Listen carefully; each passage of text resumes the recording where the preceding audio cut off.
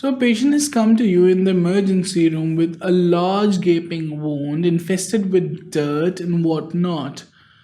So, how you'll manage that wound? In this section, we'll talk about management of such a wound. We'll also talk about the wound closure. So we'll see what are the various types of wound closure. Afterwards, we'll move on to suture material. We'll see what are the characteristics of suture material and what are the various newer type of sutures available in your market. So starting off with wound closure.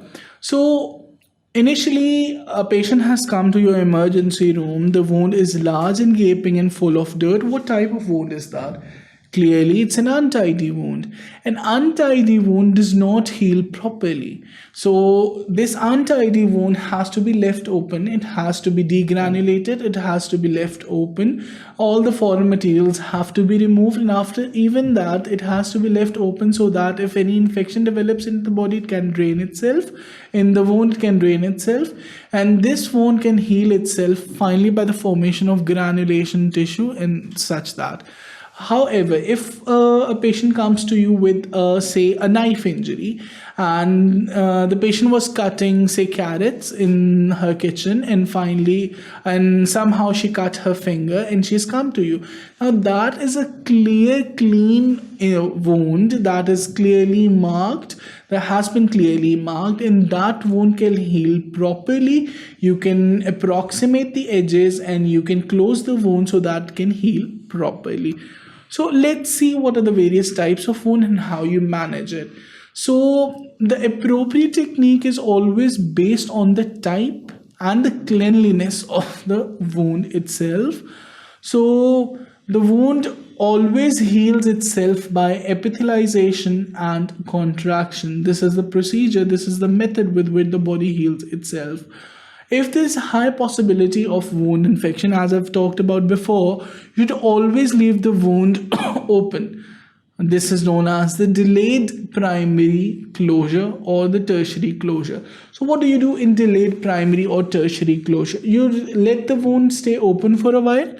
Now, when the wound has stayed open, the infection that has developed in the wound, it has drained itself. Once the infection has cleared itself, now you close the wound. So now this is the reason it is known as the delayed primary closure. That you have done the primary closure, that is, you have closed the wound after cleaning it, but you have waited till the wound has cleaned itself of the infection. So the delayed primary closure or the tertiary closure. So again, the wound can be clean and uninfected. It is healed by primary intention. Simple, you approximate the edges, you suture them, and the wound heals itself. Open wounds which are large and gaping, and for example, the patient you had in your emergency room, they are healed by secondary intention. That is, the wound is left open, the infection develops, it drains itself, the granulation tissue forms, then there's scarring, and then the wound heals itself. Now, what are the characteristics of the suture that you are using to close a wound? So various characteristics of the sutures include, it should be easy to handle and should be sterile. So handling of the suture is very important. It is always recommended that the suture should be handled with the needle holder and a forceps. Should never pull on the suture. And the suture material should be such that it should be easy to handle, it should be reliable, and it should be sterile as well, because it is the material that would be holding your suture holding your wound together. So if this is infected, the entirety of your wound would be infected. Now, the strength of the wound, the suture should be known and predictable. You should know the strength of the suture and should know how long the suture will hold this strength. This is important because with an idea of that, with the knowledge of that, you can apply appropriate suture to your wound. Say a suture has of strength of say 2 weeks, and the wound will heal in say 13 days. So a suture with the strength of 2 weeks and a wound that is healing within 13 days are a match for each other, because the suture will help the wound to heal, and by the time the suture's strength decreases, the wound would have healed itself. Now, it should glide easily through the tissues. Now, it should be smooth enough that the suture might easily glide through the tissues. It should not char the tissues.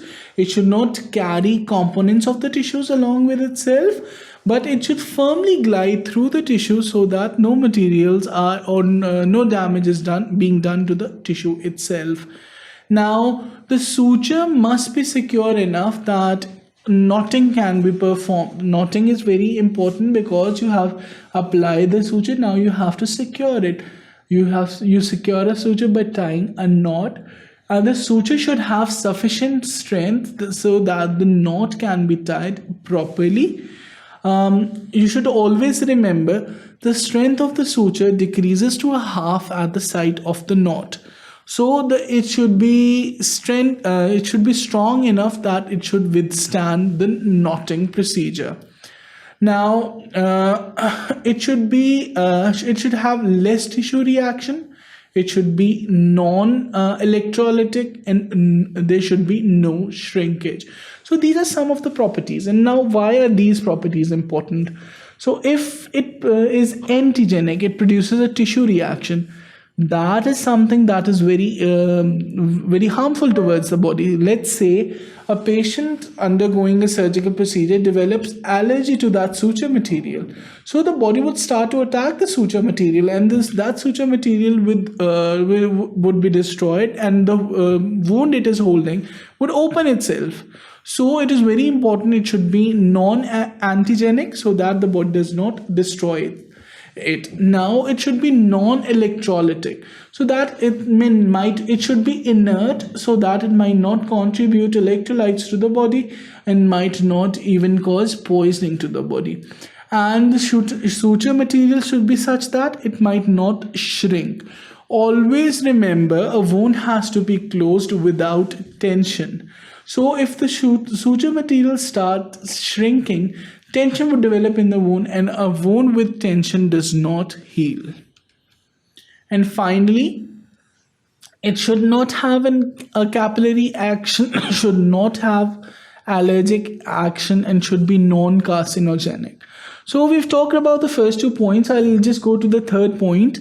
The non-carcinogenic action, initially it was actually seen, there were researchers which documented that the suture site within the gut was the site where the secondary metastasis developed in CA cases, in extensive CA cases. For example, if a patient had a carcinoma within the alimentary canal and that was excised, and various suture materials were used, these suture materials were found to have metastatic remnants of that cancer. Now, the research was disproven, and it was finally found out that it was actually the faulty technique of the surgeon, not the suture material, that gave home to those carcinogenic cells. So it is very important that the suture material should not be carcinogenic. So moving on, we have various types of wound healing. We've talked about them before as well. There are 3 types: the primary, secondary, and tertiary. So in primary wound healing, we see there's a clean wound. Here you can see this is a clean cut wound. You apply sutures to this wound, a fine scar develops, and the wound heals itself. Now in secondary wound, this is the secondary wound, so it is a larger wound. There's healthy granulation tissue, there's over-exuberant granulation tissue here. Now the infected slough is present in the wound at this point in time, and finally there is black eschar. Eschar is the scar that is being formed, so black scar tissue is being formed. And in tertiary intention here, There's delayed closure. This was the wound. This was the wound which was infected. It was left open for a while, and then afterwards it was closed. Now it is closed by skin grafting. Here you can see a suture is placed on the top, and this is how the tertiary intention goes. Now moving on to the characteristics of sutures. So we'll see what are the various important characteristics. So the physical structure of the suture. Now the suture can be monofilament, that is made up of a single filament. This is smooth and this is easily damaged. Monofilament obviously made up of a single filament, so it can be damaged easily. It can be multifilament. Multifilament are larger, and tying knots with the multifilament is comparatively easy. Now we have braided sutures as well, in which various filaments are braided with each other. They give extra strength. They're actually midway between the monofilament and the multifilament, and they give half the strength. That is, they're resilient and they're easy to tie. So the braided sutures are there as well. So the tensile behavior is the behavior under stress. So there's characteristic deformability and flexibility in the sutures. So they have the ability to deform themselves, and they have the ability to be flexible. This is known as the elastic or plastic. So an elastic suture might not retain its shape. However, a plastic suture might retain its shape. That is in the packaging it was in. It might coil again and again. So compromises made between the elastic and the plastic. Now the deformable sutures have some memory of their folding. So these sutures tend to fold again and again and have to be straightened. An easy procedure to straighten them is just to pull them. When you pull them with sufficient force, they straighten themselves out and the memory is lost. So appropriate knotting technique should be used. With each suture, depending upon its tensile strength, the appropriate knotting technique should be used. It is important to remember that the knotting techniques, the force that is being applied during the knotting technique should be equal to the force of your fingers supporting the wound. What I mean is that it should not be such that it should pull on the tensile strength of the string. Rather, it should be equal to the two sides that are being approximated to each other, and it must amplify the effect of two sides that are trying to reach to each other. Now, the strength of the suture, it depends upon its consistency, thickness, and how it's handled in the tissues. Now, this is a very important concept. Strength of a string is not the strength of the suture itself. Now, when the suture is within the human body, it is being acted upon by the tissues, by the biological environment. At this point in time, the biological environment exerts a certain role a certain effect on this suture material, and the strength depends upon that effect. So there is absorbable material that is absorbed after a while. There's non-absorbable material, for example, polypropylene. Now this is not absorbed.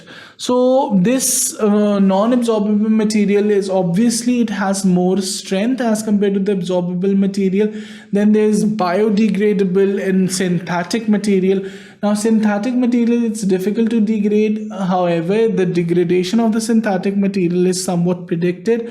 The biodegradable material has unpredicted degradation. Similarly, if you go for further tensile strength, you have PDS. PDS is a type of suture that has sufficient tensile strength. However, the use of this depends upon the type of surgery and the place where you're applying this suture. So moving on, these are the various absorbable sutures. I'm not going to name them because there are various absorbable and non-absorbable sutures. You have to learn them yourselves. The biological behavior of sutures, it depends upon the constituents of the suture itself. It can be biological or natural sutures such as catgut. However, catgut sutures are not being used in the United Kingdom due to the unpredictability. Now we have synthetic polymers that have a predictable rate of hydrolysis. These are non-carcinogenic. These are most commonly used. Now the presence of pus, urine, or feces, it influences the final result. Now, why is that line here? What does that mean? So what happens is, you place a suture in a wound, around a wound. That wound is infected. Now that wound is leaking pus, that wound is leaking urine or feces. Now these affect the suture type. Now whatever suture material is being used, it is being degraded. Now this degradation of suture follows a set pattern. Now this set pattern is also affected by the biological materials coming out of that wound. Now, in the presence of pus, in the presence of urine or the feces, the rate of degradation, it actually differs. So it is difficult to monitor, or it is difficult to predict the viability of a suture in the presence of these conditions. Now the absorbability. So on the basis of absorbability, we have two types of sutures: the non-absorbable sutures and the absorbable sutures.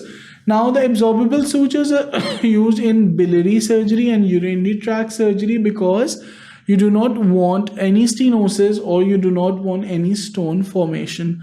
In the non-absorbable sutures are preferred in vascular surgery because a great variety of strength is required in those procedures.